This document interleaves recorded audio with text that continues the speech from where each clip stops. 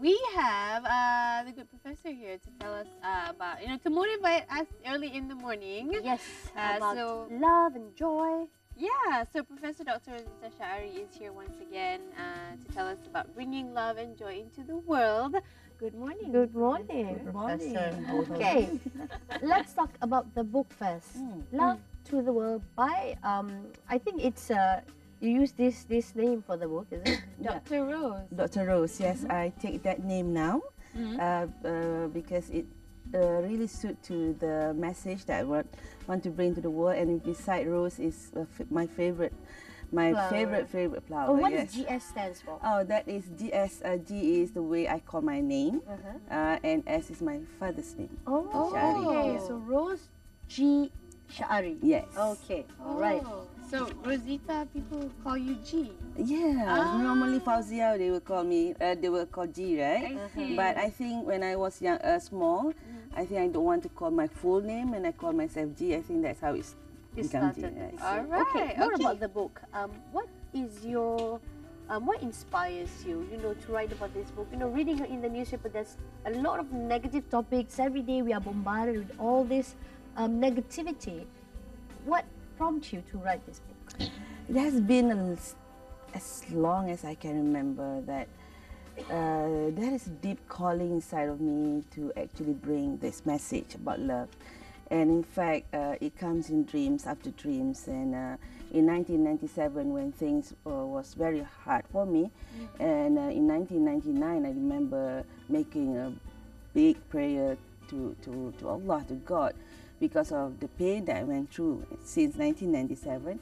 So one night, just like any other night, I prayed to God and asked, why do I have to go through the pain? And after that, I slept, and I woke up about 3 a.m. and I dreamt a wonderful dream, and I shared that in the book that I co-authored, Pebbles in the Pond.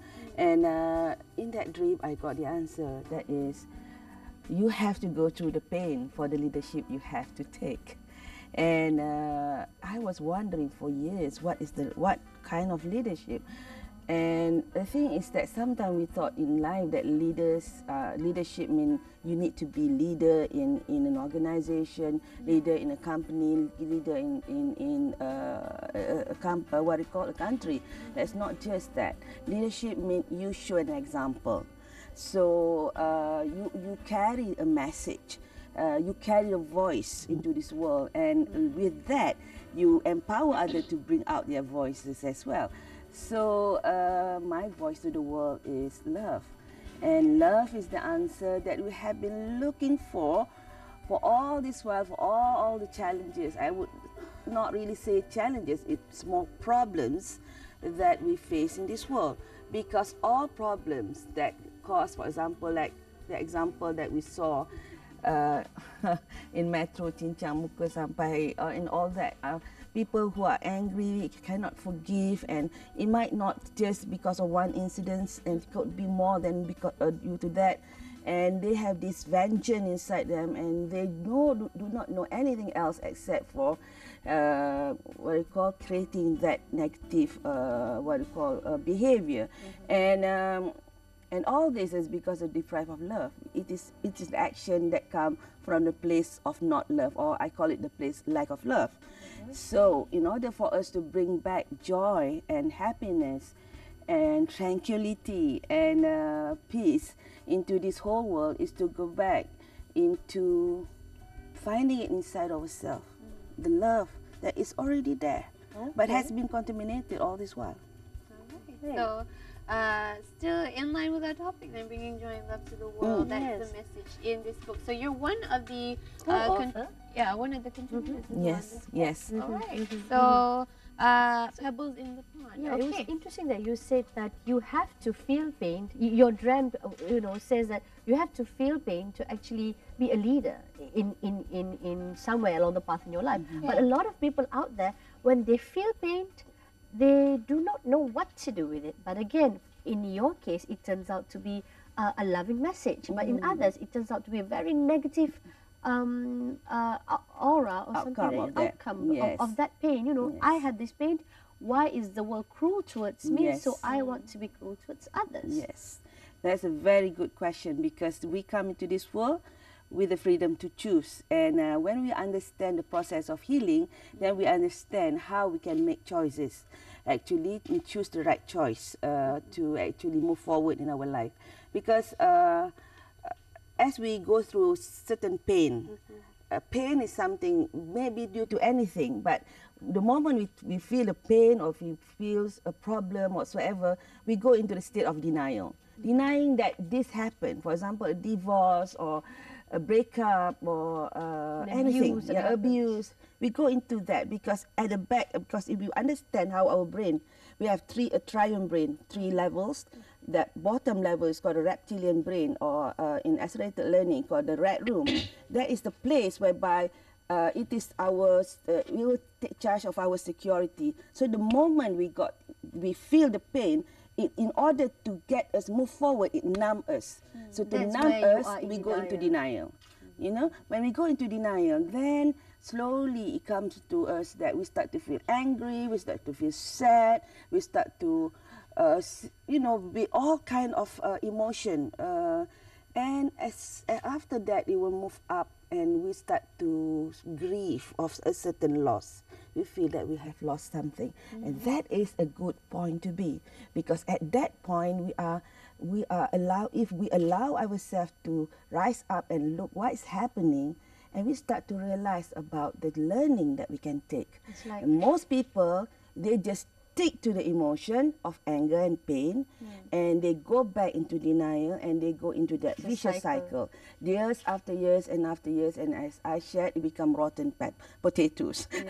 But there are people that choose to look and learn from that incident and say, what can I learn from here? How can it empowers me? Because things happen in life, events happen. We cannot control, but we can control the way we feel about it, the way we think about it. The moment we choose to learn, the moment we choose to let go and let God, that is when the healing happens. Okay, but let go and let God.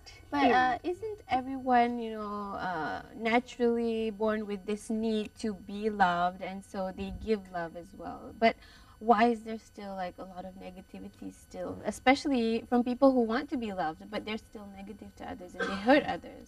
Wonderful question. Yeah, because when babies are born, babies have beautiful, beautiful living heart. And that I always, when I conduct program, I will share this, and I call this the love session. The heart is so red, so beautiful. That's why when you are near baby, you feel so soothing, you feel so loving, right? You have your 3 months old. Yeah, and the thing is just not just human babies, also animal babies. Yeah, we feel so a lot of love. And as they grow up, as the baby grow up, the baby got scolded and things like that. And after a while, doesn't understand what's going on when people scolding them and demanding things, and so there will be black dots on the heart, and they become teenagers, and negative words come to them, and after a while things happen, and the heart go more dots, black dots, and after a while it becomes so full of black dots, and that black dots is the one that stop all the loving feeling going into that heart. And then, and in some cases, abuse and all that, emotional abuse, maybe just not physical abuse. Physical abuse, of course, definitely. Emotional abuse, like comparing with the siblings, for example, it caused that. And after a while, the heart just go black. And when the heart is black, that is all what we are seeing in this whole world. People doing bad things to other people, because you can only give what you have. So if what is inside of you is hurt and hatred, you can only give hate and hatred. You cannot love. That's why it's not that the love is not there, but it is like something is actually blocking it. So that's why we want to go into them. We want to shower them with more love.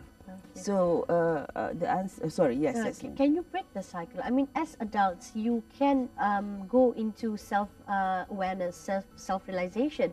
But for a child, I think most parents out there feel guilty. You do scold our children. You do sometimes, even sometimes show bad examples to them, like arguing with your spouse in front of children. But can you break that vicious cycle? Can you show love to a child that is, throwing tantrums or going through a process that, some kids are depressed, going through a lot of emotional experience, like, having a new siblings in the family, divorce and so on. Can we break the vicious cycle in a small child? Definitely, actually, I place a posting in my family group fan page, and exactly the topic on tantrum. Yeah. One we call the trouble twos, the 1.5, 1.5 years to 2.5 years. That's the time when they start to express themselves. Yeah. So most parents, when they start to see that, especially if it is the eldest child, they start to discipline the child by shouting at the child and asking the child to, keep quiet, behave, and things like that. You must remember at that point when a child is having tantrum, he is or she is actually expressing her or his frustration about the whole thing that's happened.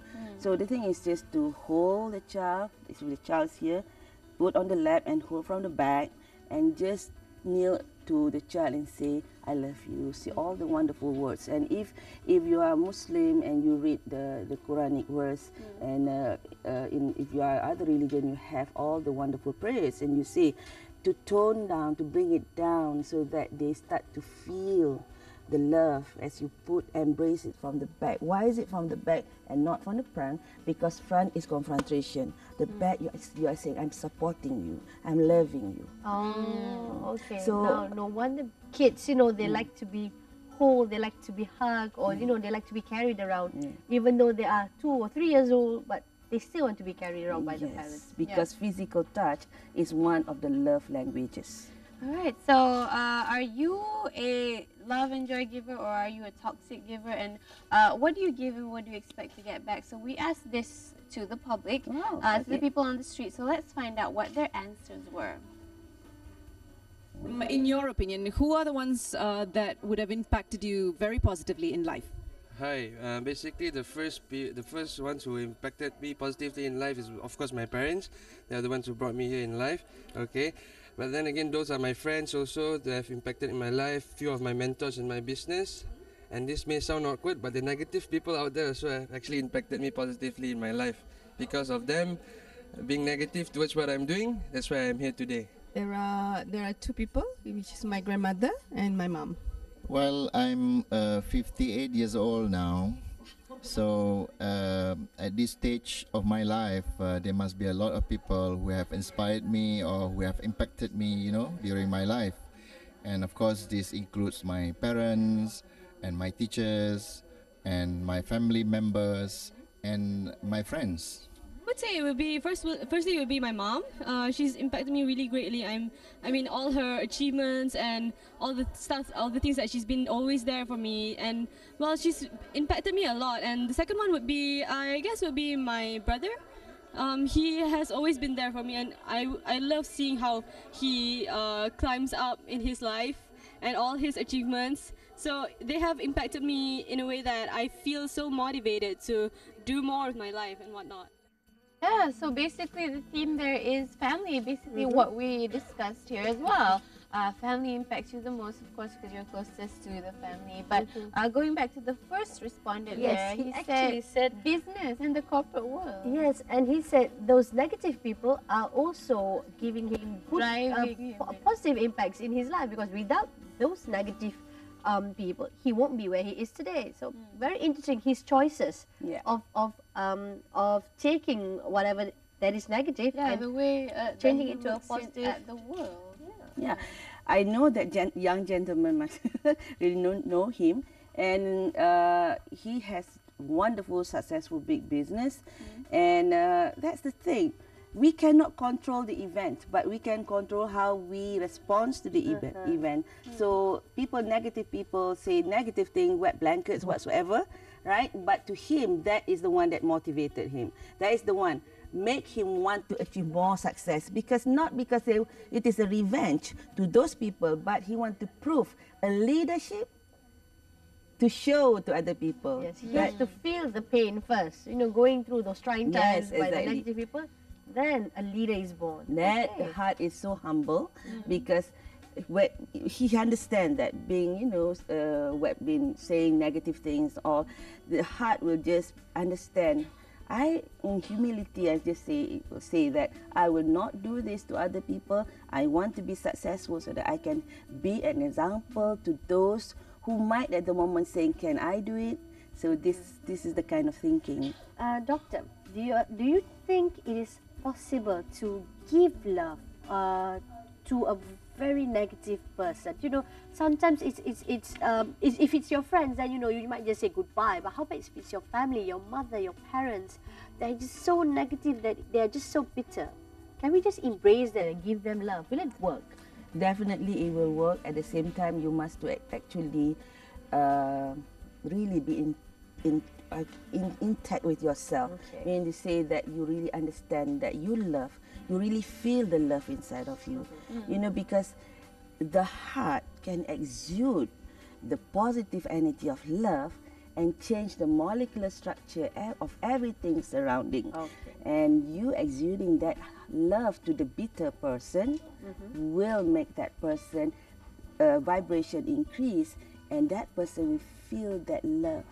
All right. So thank you very much, Doctor. I think we feel all the love, all the joy, in the studio, and hopefully we are giving it out to all the audience out there. You've injected us earlier in the Thank morning. you. Infected us. Okay, 2 books co-authored, Pebbles in the Pond, Transforming the World 1% at a Time, and you can check out Love to the World by Dr.RoseGS. This is the free gift actually.